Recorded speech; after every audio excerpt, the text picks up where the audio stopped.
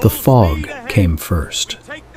It rolled off the Korea Strait on the morning of November 19th, 1274, thick and cold, and carrying the smell of brine and something darker, the particular stench of an army too vast to hide.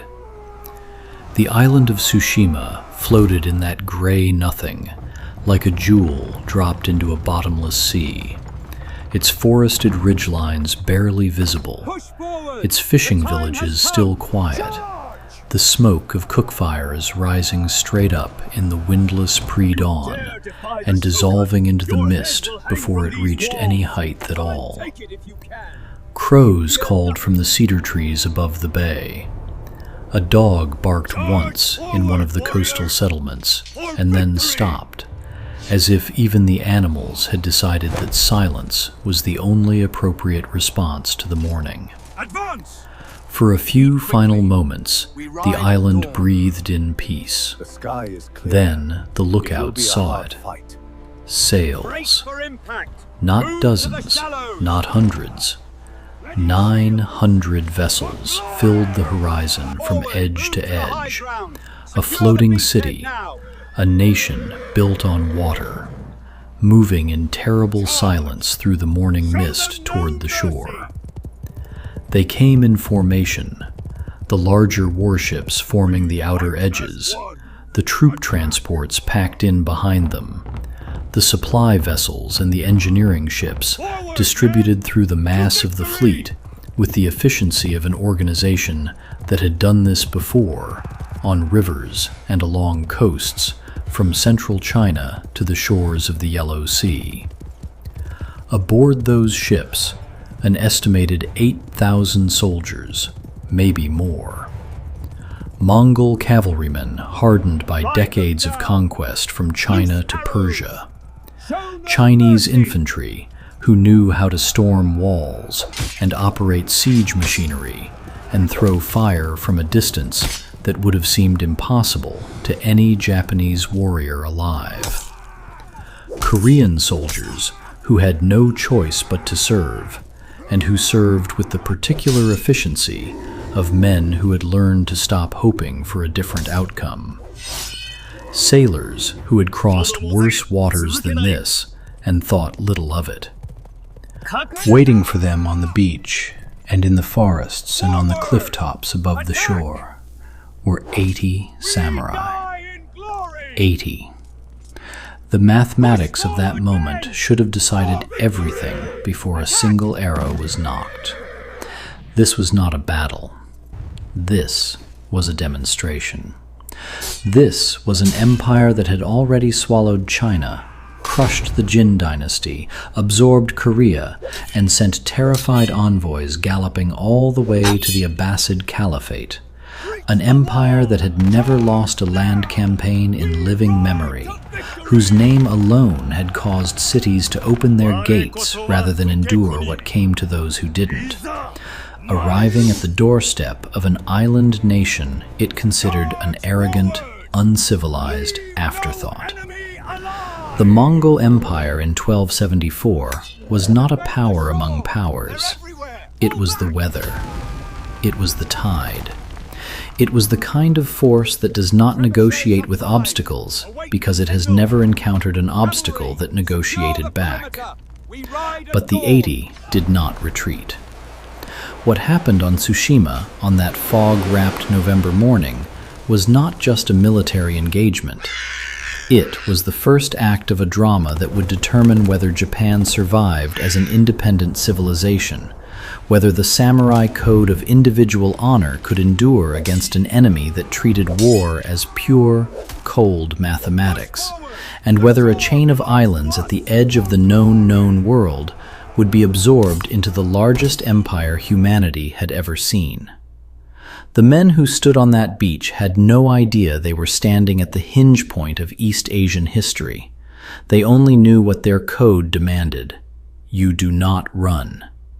This battle changed Japan forever. Not because the 80 won, they did not, but because of what they refused to do while they were dying, and because of what the sky itself would do before the last ship returned to Korea. To understand why 8,000 men crossed a treacherous strait to land on an island most of them had never heard of, you need to understand what the Mongol Empire believed about itself by the year 1274. Kublai Khan was not simply a conqueror. He was, in his own mind and the minds of nearly everyone who had faced his armies, something closer to destiny made flesh. His grandfather Genghis had built the machine. His uncles and father had run it. But Kublai had done something none of them had fully managed. He had civilized the empire without softening it. He had adopted Chinese administrative traditions, moved his capital to Khanbalik, the city the world would later know as Beijing, and positioned himself not merely as a steppe warlord, but as the rightful ruler of all under heaven. The Chinese concept of the mandate of heaven was a gift to him. If heaven mandated a ruler, and Kublai already controlled the largest land empire in history, then the logic was simple.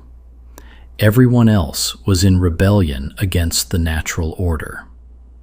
Japan, in this logic, was not an independent civilization.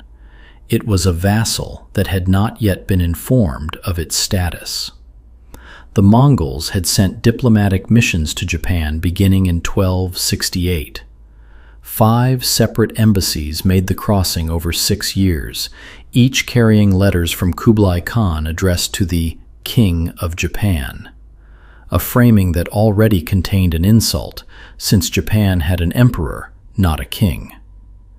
The letters were polite in the way that a wolf is polite before it decides to stop being patient. They acknowledged Japan's culture, expressed admiration for its learning, and then delivered the core message with the flatness of a man who does not expect to be refused. Submit, pay tribute, or face war. The Japanese court received these letters and did what Japanese courts did best. They debated. They consulted.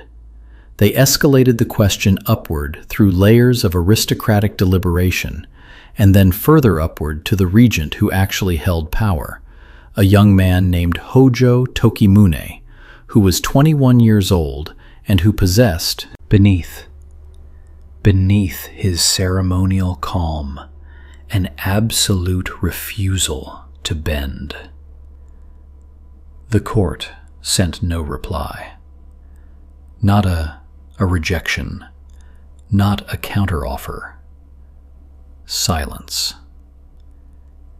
In the language of medieval diplomacy, silence was its own kind of answer, and Kublai Khan understood it perfectly. But here is what made the situation more complex than a simple clash of imperial ambition and stubborn independence. Japan in 1274 was not a unified nation in the modern sense. It was a feudal web of competing samurai clans, nominally loyal to an emperor who held spiritual authority and almost no political power. The real authority rested with the Kamakura shogunate, the military government, and beneath them, the Grat clans, whose warriors were bound by an emerging code that valued personal honor, individual combat, and the ritual exchange of formal challenges before battle. Japanese warfare, as practiced against other Japanese, was almost ceremonial. You identified yourself by name and lineage before you fought. You chose worthy opponents. You did not waste your death on an unworthy enemy. The Mongols had never heard of this code, and if they had heard of it, they would have found it hilarious. Hojo Tokimune, serving as regent for the nominal shogun, was the man who had to process what was coming. The sources describe him as austere, deeply committed to Zen Buddhism, and possessed of a quality his contemporaries called fearlessness, but which might more accurately be called the willingness to act clearly in the face of impossible odds. He had had the last Mongol ambassador executed, an act that in the medieval world was essentially a declaration of war written in blood. Then he began, as best he could, to prepare. But preparation for what? No Japanese military commander in 1274 had ever faced a Mongol army. No one on the Japanese islands had any reliable intelligence about what Mongol warfare actually looked like in practice, because the men who had faced it directly were mostly dead, and the survivors were scattered across half a continent. What had filtered back through Korean intermediaries and Chinese refugees was a patchwork of rumors, each one more terrifying than the last. That the Mongols fought from horseback with a discipline unlike anything seen in feudal Japan. That they used weapons that threw fire and smoke and thunderous noise. That they coordinated thousands of men with flags and drums into movements as precise as a single body. That they did not accept surrender in the way Japanese warriors understood surrender. That the rules which governed honorable combat in Japan simply did not exist for them. Tokimune also had to contend with the political reality of the clans. The samurai of Kyushu, the southernmost of Japan's main islands and the most exposed to any invasion force, were competent fighters, fiercely proud, and accustomed to operating independently. Getting them to cooperate under a unified command structure was not simply a military problem. It was a problem of culture, tradition, and ego. A great lord from one clan did not naturally defer to a great lord from another, even when both understood that the men coming across the water did not care which clan's banner you rode under. And it was into this fracturing, unprepared, politically complicated defense that the vanguard of Kublai Khan's invasion would first land, not on Kyushu, but on the small island chain of Tsushima, sitting in the strait between Korea and Japan like a stepping stone, impossible to bypass without leaving an armed force at your back.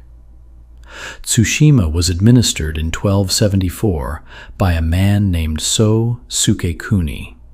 He was the deputy constable of the island, a warrior of the samurai class, and by all accounts a capable man placed in an impossible situation. When his scouts confirmed what the fog had been hiding, 900 ships, thousands of soldiers, the full weight of the Mongol invasion force bearing down on his island, he made a calculation that had nothing to do with survival. He sent a rider south to Kyushu to warn the mainland, and then he gathered every fighting man he could find. 80 men, perhaps a few more, perhaps a few less. The sources, written after the fact by monks and court historians who were not present, vary in their numbers. But the core image is consistent. A catastrophically small force, composed entirely of mounted samurai and their retainers, choosing to ride toward the beach rather than away from it. Why? The answer is not simple, and it is not merely suicidal pride, though pride was certainly part of it. So Sukekuni had several interlocking reasons. First, the tactical.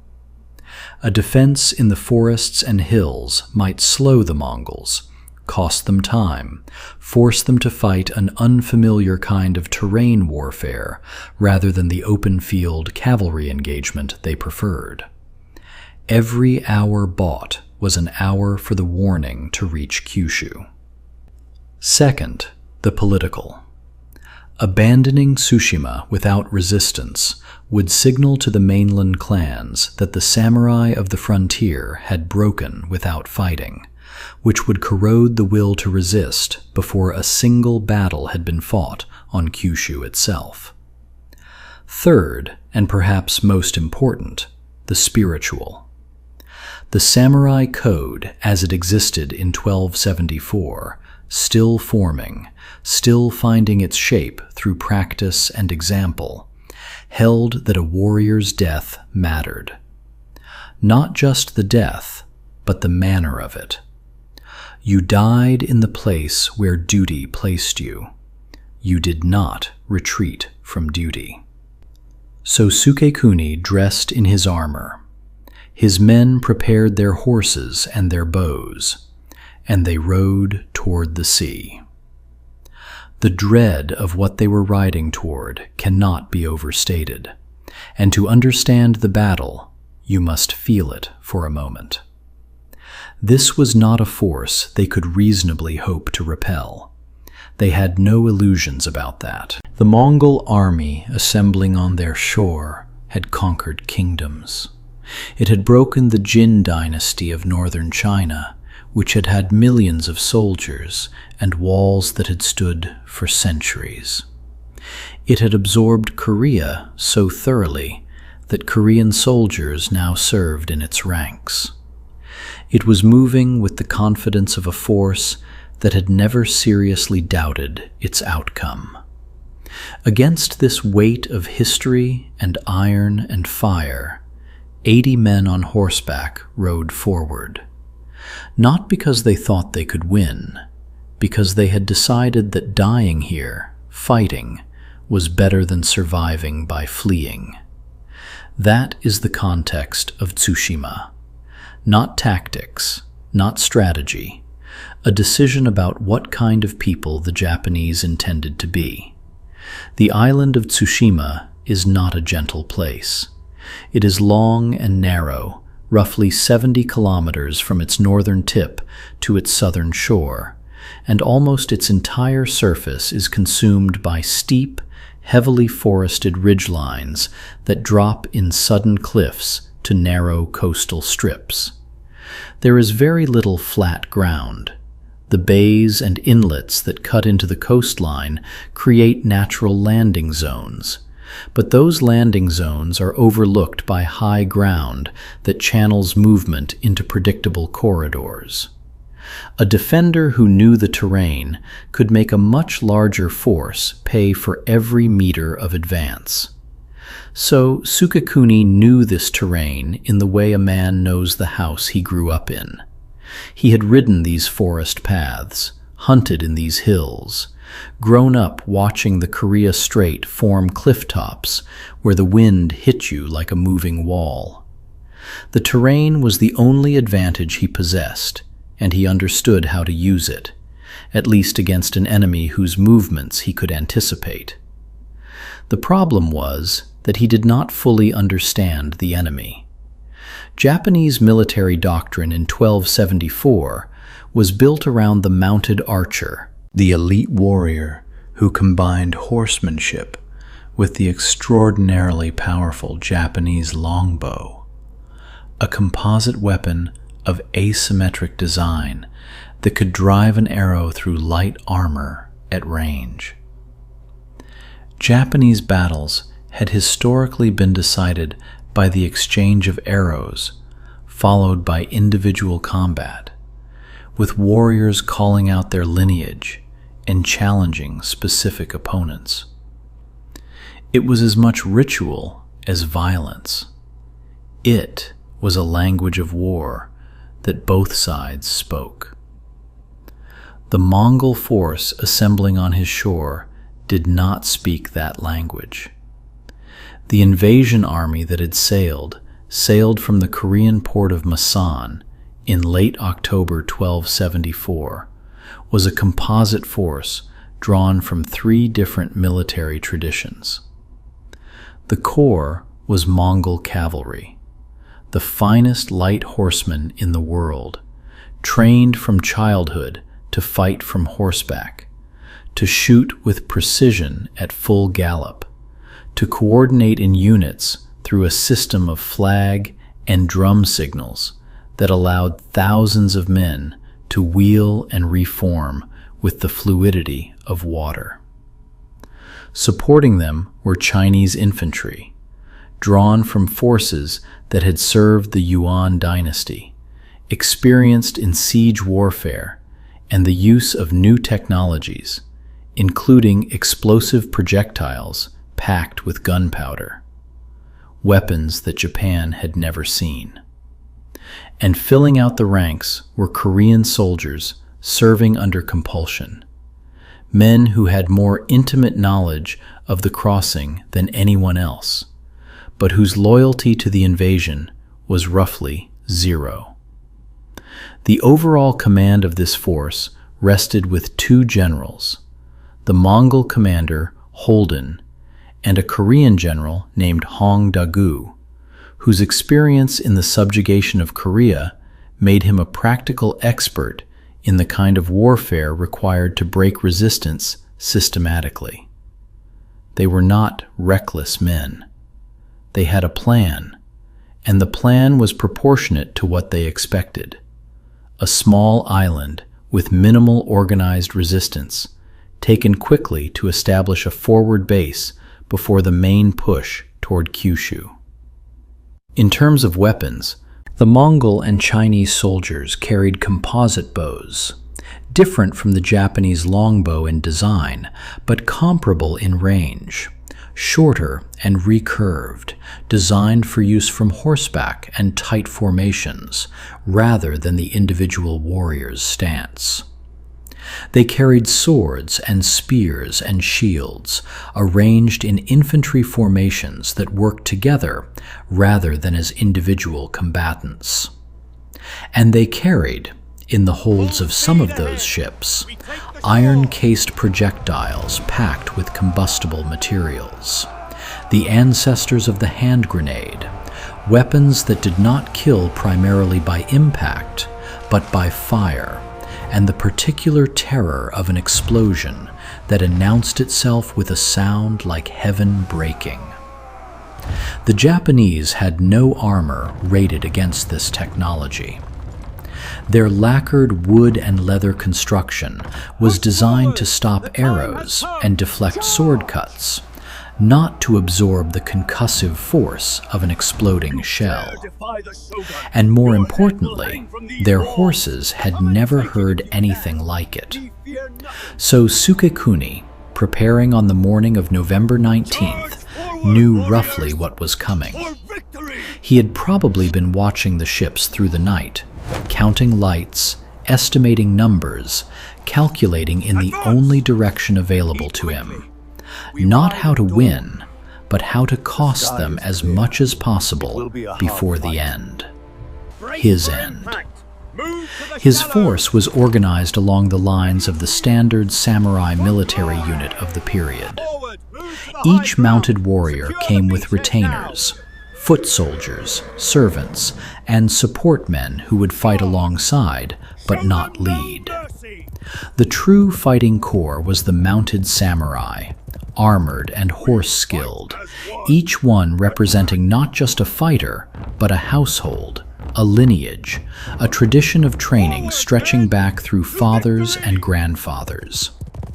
These were not conscripts. They were men who had spent their lives becoming warriors, who measured time by training rather than leisure, who understood death not as an abstraction, but as a professional reality. They prepared in the way samurai prepared. Armor was carefully donned in a specific order, each piece checked by a retainer who understood that a poorly secured shoulder plate could mean the difference between a deflected blow and a killing wound.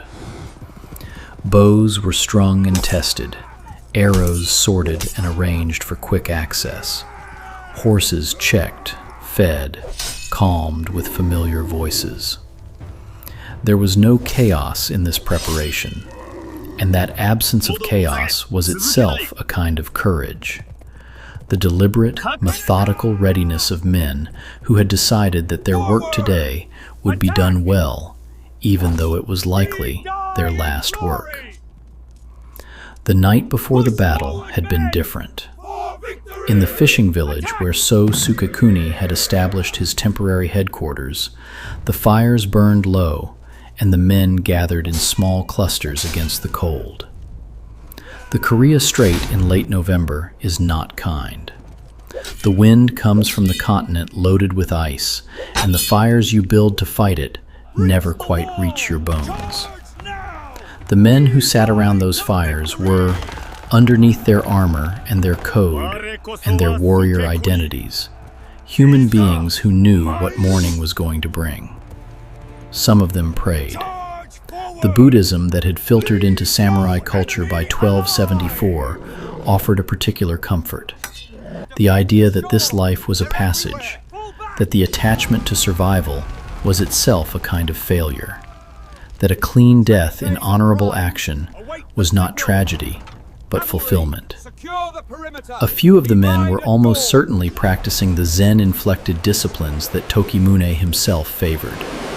The emptying of the mind, the release of outcome, the focus on this breath, this moment, this action rather than its consequences. Others probably thought about their families, about sons who were still learning to draw a bow, about wives who did not know yet that this letter, sent south with the warning rider, might be the last one, about land and rice fields and the particular quality of light on Tsushima in autumn, when the maples went red against the gray sea. A man facing death thinks about the specific beauty of the life he is about to leave, and the beauty of Tsushima in November is real and sharp and cold. So Sukekuni himself, if the tradition-preserved image of him is accurate, spent part of that night in stillness. His Buddhist practice was described as genuine rather than performative. He was not consoling himself. He was doing what his training had prepared him for, arriving at the place of action with a clear mind. The clarity was not the absence of fear. It was the decision not to be governed by it. As the pre-dawn dark began to pale toward gray, the men ate. Rice, pickled vegetables, whatever the village could provide. The ritual of the last meal is universal across military cultures and millennia. The body must be maintained even when the mind has moved to a different kind of accounting. They ate together, these 80 warriors, in the specific silence of men who have already accepted what is coming and no longer need to discuss it. Then the fog rolled in off the strait, and through it, growing with the light, came the sound of 900 ships. The Mongol and Korean commanders had chosen the bay at Komoda Beach on Tsushima's southern coast as their primary landing site. The bay offered a gradual approach, a sandy landing strip of sufficient width to put thousands of men ashore in manageable waves, and the surrounding terrain, while steep, did not provide the kind of immediate choke points that could hold a landing force indefinitely. It was a competent choice. The generals aboard those ships were not improvising. The landing began in organized sequences. Korean ships came first, oarsmen driving them through the morning swells, soldiers in the bows ready to jump before the hull touched sand. The organization of the disembarkation was itself a display of the machine. So Sukekuni's 80 men were about to meet. Thousands of soldiers moving through a coordinated drill, unit by unit, each man knowing his position in the formation, flags snapping in the cold wind to direct traffic on the beach as a growing army assembled itself for forward movement. The samurai watched from the tree line above. So Sukekuni made his tactical decision in that moment. He could not hold the beach. He did not have enough men to contest the entire landing front. But he had mounted warriors with bows, and he had the high ground above the approach paths that led inland. He could ride down into the landing force, unleash a volley close to sword range, and make them pay in blood for every step upon the water. It was not a strategy for survival. It was a strategy for dying usefully. The drums from the ships grew louder. The banners of the Yuan dynasty, the red and gold of Kublai Khan's empire, rose against the fog. And on the cliff top, the 80 samurai checked their arrows one final time, adjusted their grips on their bows, and heard So Sukekuni give the order to move. Phase 1. The first contact. The ground shook. Not from footsteps, though thousands of feet were churning the wet sand below. It shook from the drums. The Mongol war drum was not a musical instrument in the Japanese understanding of music. It was a command system, a technology, a thing that made your chest cavity resonate with frequencies below the register of conscious thought, a sound that bypassed the reasoning mind entirely and spoke directly to the older parts of the brain where terror lives. The Japanese warriors, trained to advance at the sound of a conch shell and the crack of a bow, had no cultural antibody against this. The drums entered them before the enemy did, and they brought something primal and cold with them. The taste of fear is iron. It comes from the back of the throat, metallic and sharp, when the body dumps its full reserves of preparatory chemistry into the blood. The samurai on that ridgeline above Komoda Beach were not untouched by it. They were human. Their horses felt it too. The animals shifted and stamped, reading the drum frequencies through their hooves, their nostrils flaring at the coal smoke smell of the fleet's cooking fires and the green salt smell of wet Korean pine timber and the living smell of thousands of bodies that had been at sea for days and were now assembling on the sand below. So Sukekuni raised his arm, lowered it. The samurai spurred their horses off the ridgeline.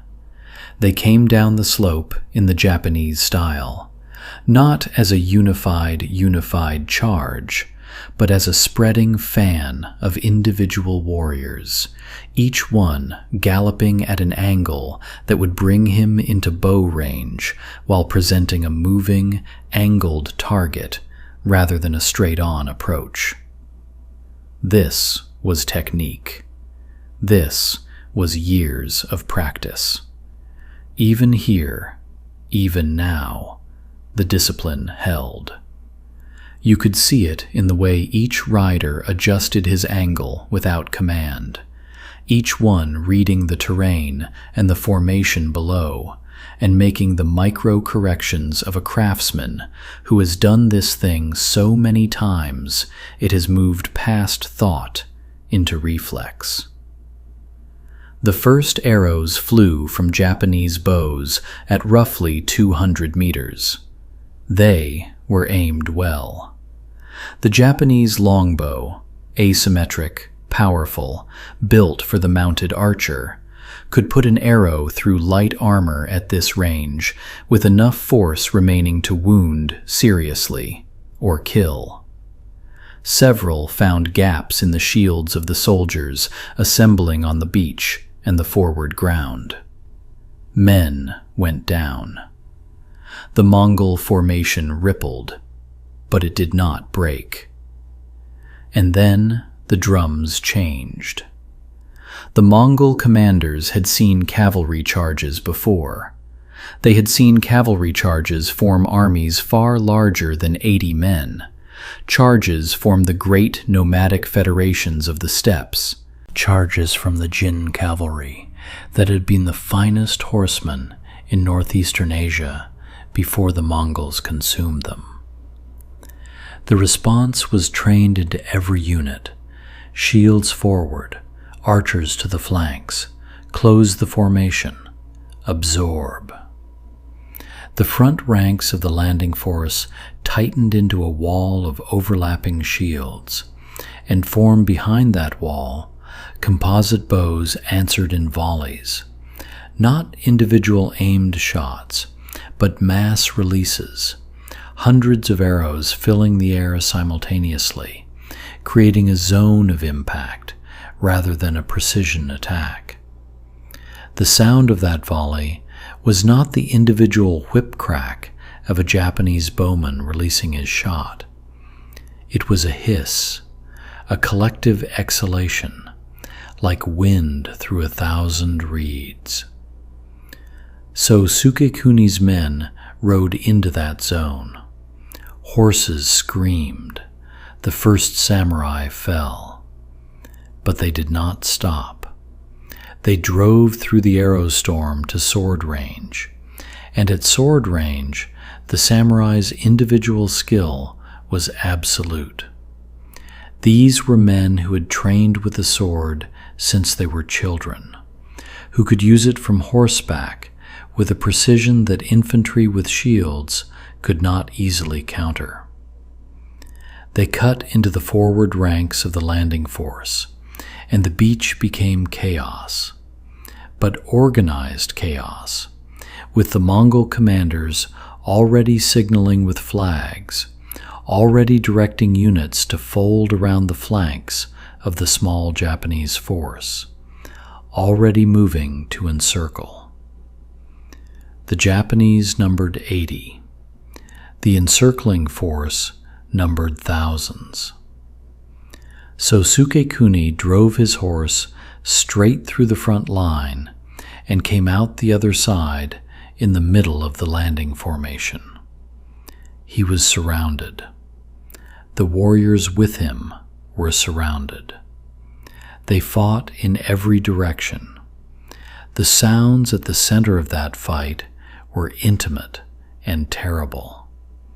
The grunt of effort, the clang of blade on armor, the breathing of men at maximum exertion, the horses screaming again, the wet sound of wounds that are too serious to survive. Phase 2.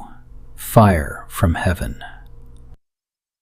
By mid-morning, the fog had begun to thin, and through the thinning gray came something the samurai had not heard before and had no word for. A sound like the world being torn. The iron-cased projectiles, the tetsuhao, the iron firebombs, packed with gunpowder and ignited by fuse, and thrown by teams of specialists who had drilled this operation until it was as routine as drawing water, fell among the horses first. Not because the specialists were aiming for the horses specifically, but because the horses were the largest targets in the Japanese formation, and because the specialists understood what explosions did to cavalry. They had used this knowledge before in battles against mounted opponents who thought they were unstoppable. The knowledge always proved correct. The explosions were not what killed. The horses went mad. There is no polite way to say it. a war horse that has spent years being trained to hold its discipline under the sound of arrows and the clash of steel, simply cannot process the combination of fire, concussive pressure, and sound that a gunpowder weapon delivers. The pressure wave hit the animals in the chest like a physical blow. The light was wrong. The smell was wrong. Sulfur and burning metal. Nothing in the natural world smells this way. Nothing that an animal's fear system has been calibrated to recognize and process into appropriate response. The horses of the samurai reared, through riders, stampeded into each other, into their own men, into the enemy. The smell of it reached every man on that beach. The burnt sulfur reek of the explosion, the hot metal smell of the iron casing fragments, the animal terror smell of horses pushed past the edge of their training, the blood smell rising with the morning wind. A samurai without his horse was still a warrior, but he was a warrior who had just lost the mobility and height advantage that his entire fighting style was built around. He was a warrior fighting on ground that had been chosen by the enemy, in conditions designed by the enemy, against numbers chosen by the enemy. The fight had moved from the Japanese system into the Mongol system. And in the Mongol system, individual excellence mattered less than organizational weight. The Mongol infantry saw the horses break and moved. This was coordination, not reaction. They had used these weapons before, and they knew what came after. The units on the flanks accelerated into the flanks of the Japanese force, while the front held. The encirclement closed tighter. A few samurai who had been thrown from their horses rose from the sand and stood to fight on foot. And these men, separated from their mounts, became the still points around which the larger Mongol infantry formation flowed and tightened like water flowing around stones. So Sukekuni was still fighting. He had a sword, and he used it with the full force of a lifetime's practice, moving through the press of bodies with the focused violence of a man who has nothing left to protect except the manner of his death. He killed. The sources, compiled later from Korean and Mongol accounts, as well as Japanese tradition, credit him and his men with inflicting casualties far disproportionate to their numbers. A small Japanese force with the advantage of individual skill and total commitment, fighting in tight quarters where the Mongol cavalry advantage was nullified, could trade heavily with a larger force. But the numbers did not care about skill. More ships were landing. Fresh units came off the Korean vessels in organized waves, while the initial assault consumed the small Japanese force. The Mongol commanders did not press every available man into the melee. They were professionals, and professionals do not throw masses into a confined space when they have the advantage of numbers and time. They let the contact force hold, kept the samurai occupied, and meanwhile spread along the beach to complete the landing of the full army. The firebombs fell again and again. Each explosion sent another horse into terror, unhorsed another warrior, added to the chaos that the Mongol commanders were coolly reading from a distance. From where the generals stood, On the elevated stern decks of the larger vessels, still offshore, watching the engagement through the thinning fog, the battle must have looked like what it was. Not a contest, but a compression. The Japanese force was a point of resistance in the sand, and the Mongol force was a rising tide. The outcome was not in question, only the time. So Sukekuni's men were dying, one by one, in the manner they had chosen, facing the enemy, weapon in hand. Phase 3, the last stand. By noon, and this moment is important because it marks the point at which the landing was effectively complete, and the Mongol force had assembled enough strength ashore to move inland if it chose. The battle at Komoda Beach had reduced So Sukekuni's command to perhaps 20 or 30 men still mounted, the rest dead or unhorsed, and fighting on foot. The fighting style had changed by now.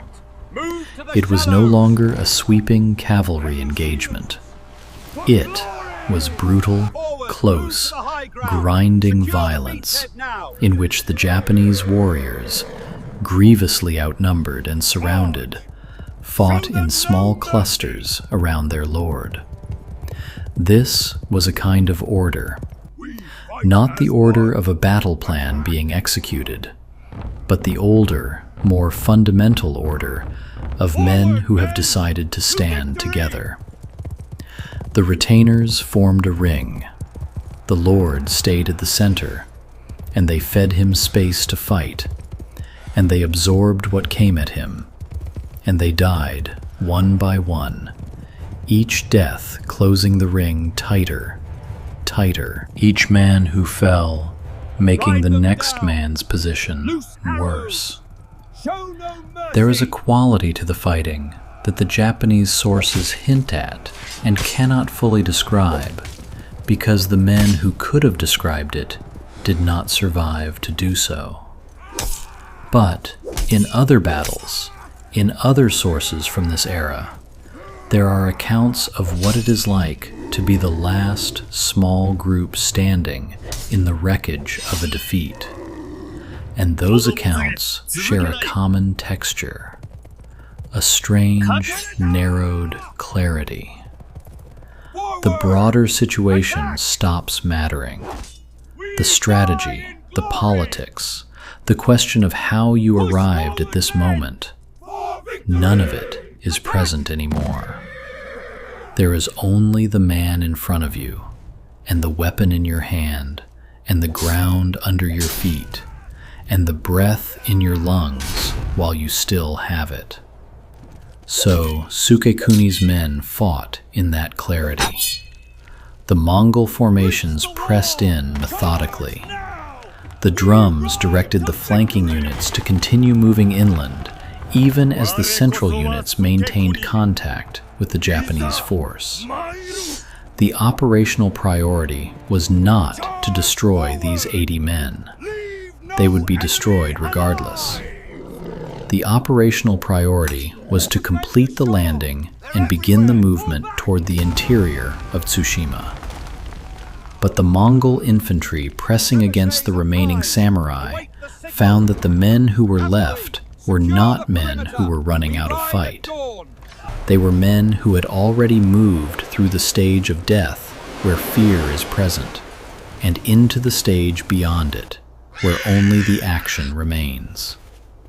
A soldier from a Yuan dynasty infantry unit who survived, and whose account was compiled later by Chinese historians, described the feeling of pressing against the Japanese perimeter as pushing against a wall that gave a little each time, but then pushed back, harder than the numbers should have allowed, as if the fewer they became, the more force each of them contained. So, Sukekuni, bleeding from multiple wounds, still still fighting from horseback, despite a horse that had been struck by arrows and was barely maintaining the gallop, drove at the center of the Mongol formation one final time. Whether this was tactical or the simple physics of a man who had nothing left to lose is a question the sources cannot answer. What the sources do agree on is what happened next. He was hit by multiple arrows, pulled from his horse, and killed in the press of the fighting. His retainers died with him. Not all at once, not in the clean, simultaneous gesture of legend, but in the untidy, grinding way that real death comes. One by one, as each man's strength and luck finally ran out, as the wounds accumulated past the point where will could compensate for damage. The last samurai on Komoda Beach died fighting. Facing the enemy. This is not myth. It is attested in multiple independent sources, Mongol, Korean, and Japanese, that agree on nothing except this: no one ran. Phase 4. The island burns.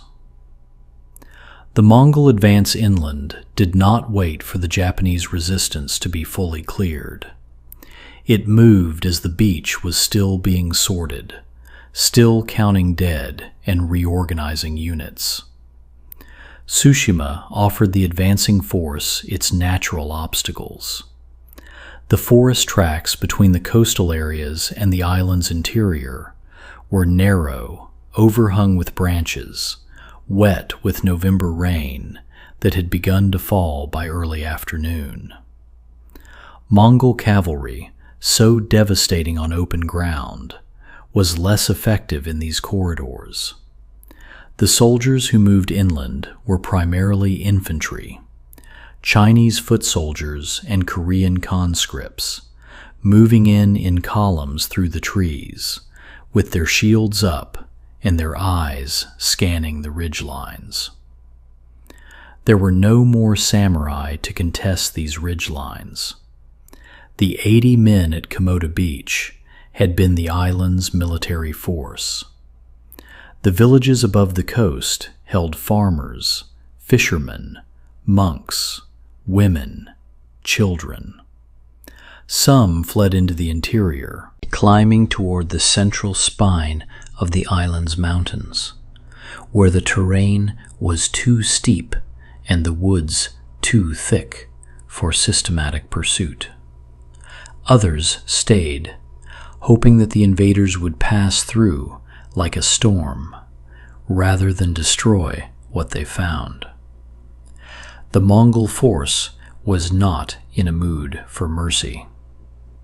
The resistance at the beach, small as it was, had cost them men and time, and the psychological calculus of a conquering army that has been made to bleed, even slightly, tends toward brutality in the aftermath. The coastal villages burned. The sources, drawn from both Japanese monastic records and later Chinese accounts, describe killings and enslavement in terms that leave no ambiguity. Tsushima's civilian population suffered what civilian populations in the path of medieval armies almost always suffered. They were treated as spoils. One image from the Japanese sources stops the reader cold.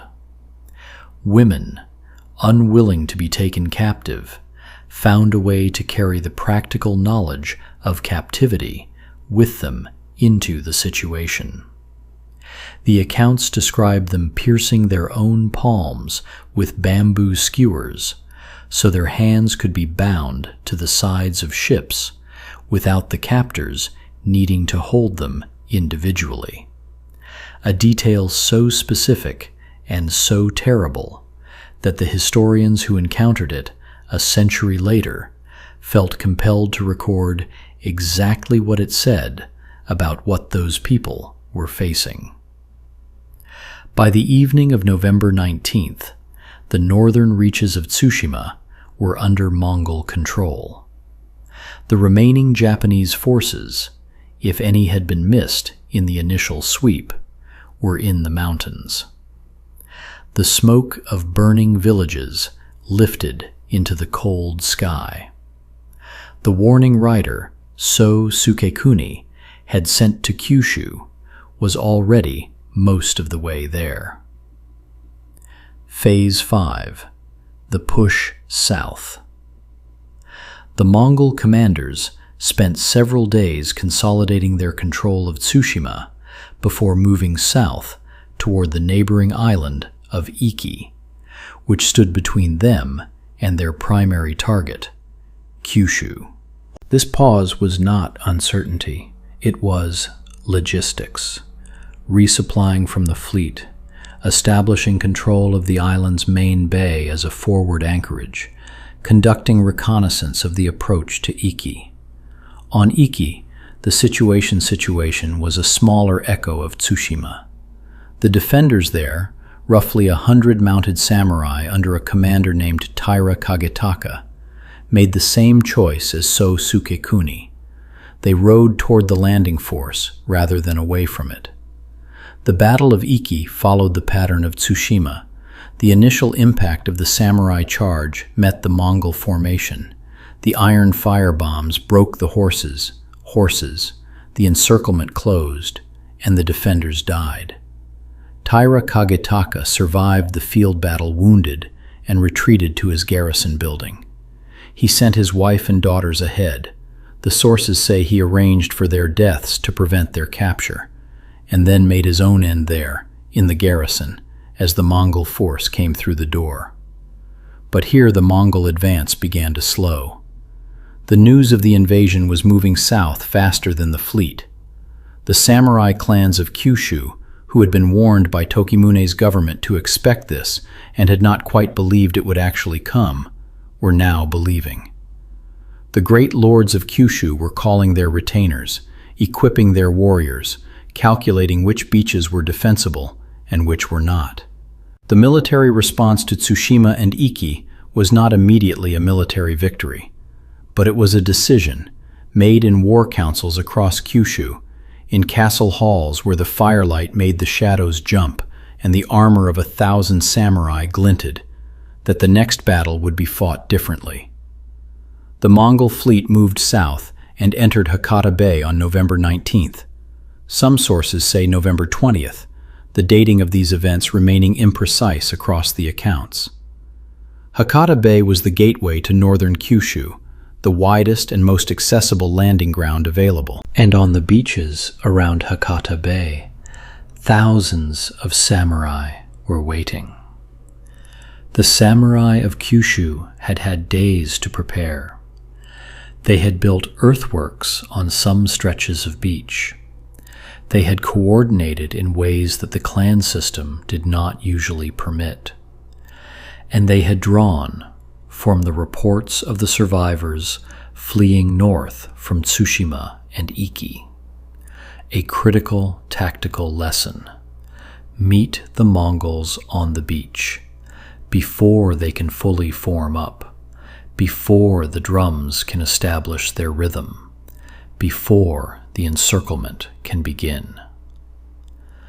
The Battle of Hakata Bay was not a Japanese victory.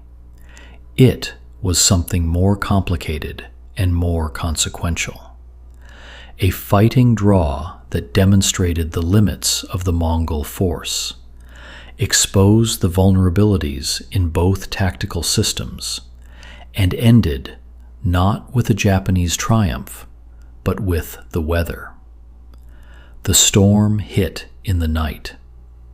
The storm that struck Hakata Bay on November 20th or 21st, 1274, the exact date disputed in sources compiled by scholars who were working from accounts written after accounts written by men who may have been elsewhere, came off the Pacific with the full force of a late-season typhoon. The fleet of 900 vessels that had crossed the Korea Strait in orderly military precision was not built for this. The ships were largely river-capable Korean vessels, adapted for the crossing, but not designed to ride out the kind of weather that the open water between the continent and Japan could generate in late autumn. The captains made the only decision available.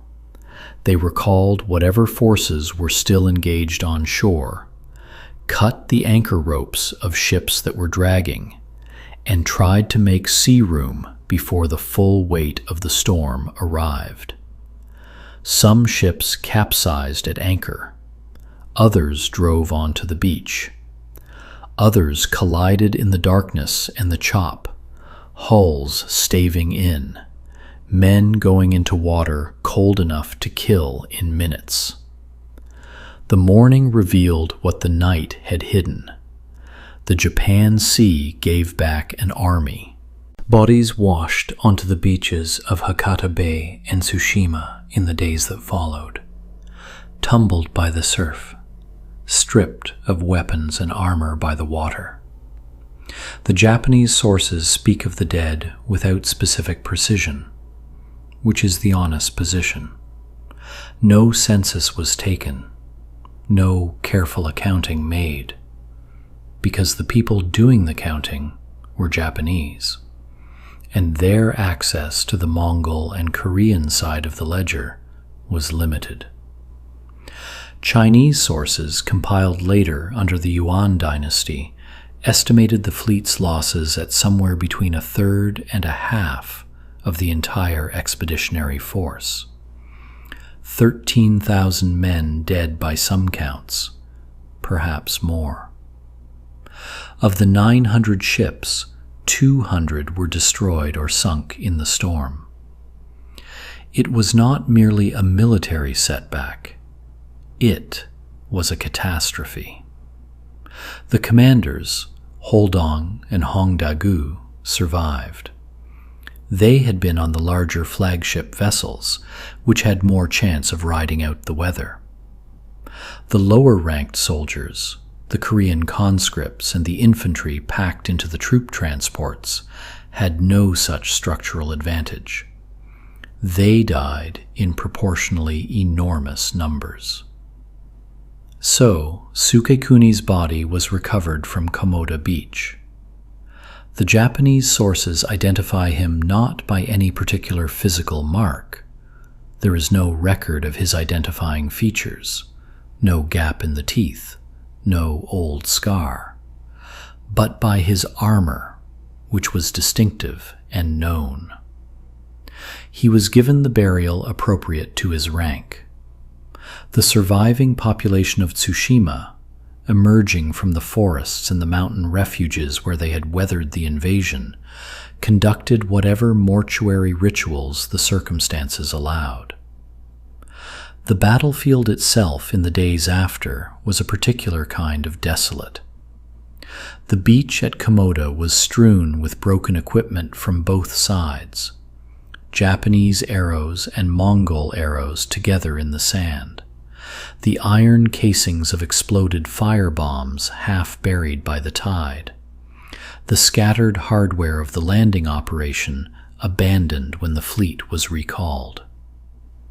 The village beyond the beach had been burned. The trees on the ridgeline above showed the scorch marks of the firebombs that had been aimed upward at the defenders there. In the quiet after the fleet withdrew, the crows came. This detail is not in the primary sources. It is the detail that all such battlefields share, and that the men who returned to Tsushima would have encountered regardless. Crows. Silence. The cold November sea continuing its work on a beach that did not care what had happened there. The shogunate in Kamakura received the report of the invasion and its outcome: the landing, the fighting, the storm, the withdrawal of the Mongol fleet, and began immediate preparations for the next attack, because everyone, Japanese and Mongol alike, understood that the withdrawal was not the end. Kublai Khan, humiliated by the weather's intervention in a campaign that should have been straightforward, immediately began planning a second attempt. The Japanese knew this. They had perhaps a few years.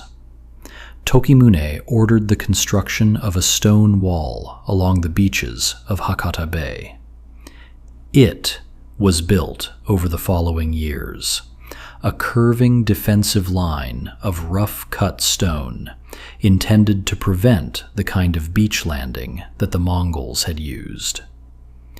It was unglamorous and enormously expensive, and it represented something new in Japanese military thinking: a permanent fortification designed for a specific threat, rather than the ad hoc responses of the feudal clan system.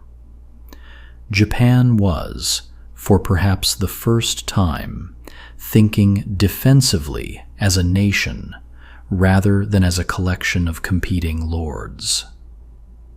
The second invasion came in 1281. It was larger.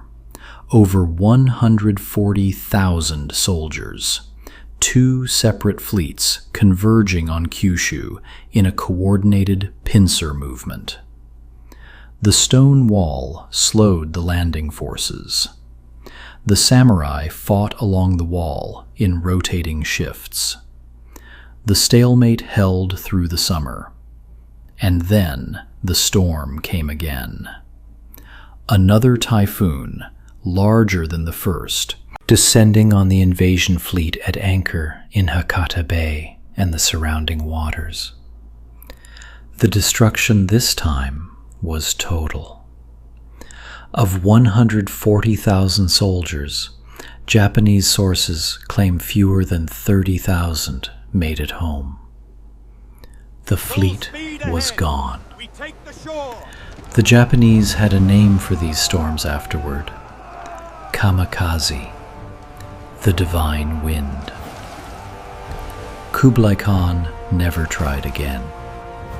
He spent the remaining years of his reign, he died in 1294, planning a third invasion that never materialized, his treasury strained by the losses, his generals cautious about a crossing that had twice delivered them to catastrophe. The Mongol Empire, which had never in its continental campaigns been seriously frustrated by weather, had encountered an opponent it could not adapt to. Not the samurai, not the walls, not the samurai code, but the particular meteorology of the Japan Sea in autumn. Japan remained unoccupied. It was the only major East Asian civilization to resist Mongol conquest, and it did so by a combination of fierce resistance, intelligent adaptation, and luck so extraordinary that later generations would naturally attribute it to divine intervention. But here is where the legacy grows complicated, because the victory carried costs that would compound over centuries. The samurai clans of Kyushu had fought, and many had died. By the custom of Japanese feudal warfare, soldiers who performed service were entitled to rewards: land grants, promotions, recognition. The Kamakura shogunate, which had organized the defense, could not provide these rewards adequately. The defense had been a national effort, but the territory to be distributed as reward was limited and the claimants were many. The result was widespread resentment among the warrior class, a fracturing of the political compact between the shogunate and the clans that depended on it. The Kamakura shogunate would collapse within 60 years, weakened in significant part by the fiscal and political strains of fighting the Mongols. The battles also permanently altered how Japan understood itself. The samurai code, still forming in 1274, still finding its philosophical articulation, emerged from the Mongol Wars with a specific set of examples. So Sukekuni at Tsushima, Taira Kagetaka at Iki, the warriors at Hakata Bay who had ridden into the Mongol formations in the Japanese style and been broken by drums and fire, and then found a way to keep fighting anyway. These were the stories that monks wrote down and lords told their sons. The willingness to die rather than flee, the absolute refusal to break under odds that any rational calculation would declare hopeless. These became not merely admirable qualities, but defining ones. The warrior culture that would eventually formalize into Bushido drew its deepest wells from the specific decisions made on these beaches. And from those decisions came something that would travel much further than its origins. The concept of the kamikaze, the divine wind that saved Japan, became one of the most potent and ultimately terrible ideas in Japanese cultural history. For 6 centuries, it was a symbol of divine protection, for that Japan was special, that its civilization was uniquely sheltered. Then, in the last desperate year of another war, in 1944 and 1945, the name was borrowed and given to young men in aircraft, asked to be themselves the divine wind, to sacrifice themselves against a force as overwhelmingly superior as the Mongol fleet had been. The wheel had turned from men dying on a beach while trying to buy time, to men diving aircraft into ships while trying to reverse the irreversible. The name was the same. The mathematics were the same. The outcome, this time, was different. So Sukekuni's battlefield on Tsushima still exists. The bay at Komoda is still there, a quiet arc of sand and gray water, the ridgeline above it forested and steep. The November wind still coming off the Korea Strait with the same cold weight it has carried for 1,000 years. There is a shrine there now, maintained by the descendants of the people who fled into the mountains when the fleet arrived. The shrine commemorates So Sukekuni and the 80 men who died with him. It is a modest place. The offerings left there are modest too. But it sits on a beach where 80 men looked at 900 ships and did not run. Centuries later, travelers who reach that bay, and it requires effort because Tsushima is not easy to reach, sitting isolated in the strait between countries that have not always been friendly, stand at the water's edge and look south toward Korea, where the horizon is clear weather, shows a faint, dark line. They are standing where So Sukekuni stood. They are breathing the same cold, salt air. They are looking at the same empty water that was, on one November morning 750 years ago, not empty at all, but full of the weight of the world arriving to announce that everything was about to change. And it did change, just not in the direction the world expected. The 80 held.